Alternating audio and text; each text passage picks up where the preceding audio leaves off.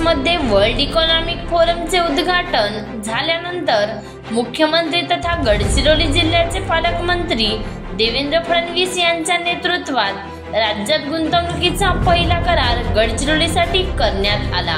कल्याणी समूहासोबत संरक्षण steel EV क्षेत्रासाठी हा करार झाला।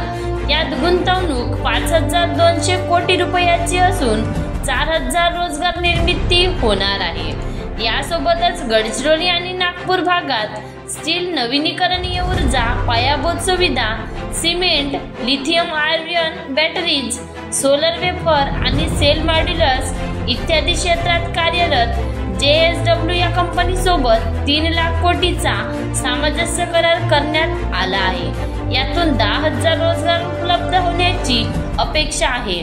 पहिल्या दिवशी करण्यात आलेल्या गुंतवणूक करारामध्ये हा सर्वाधिक रक्कम गुंतवणुकीचा करार आहे। गडचिरोली हा राज्यातील शेवटचा नाही तर पहिला जिल्हा असल्याचे मुख्यमंत्री यांनी नुकतेच गडचिरोलीत सांगितले होते। त्यांच्या उपस्थितीत महाराष्ट्रासाठी पहिल्या दिवशी ऐतिहासिक 6,25,497 कोटी रुपयाचे गुंतवणूक करार झाले। एकाच दिवशी इतक्या मोठ्या रकमेचे करार होणे हा एक नवा विक्रम आहे। महाराष्ट्राच्या विकासाला मोठा बूस्ट देणारा हा करार असल्याची भावना मुख्यमंत्री देवेंद्र फडणवीस यांनी व्यक्त केली।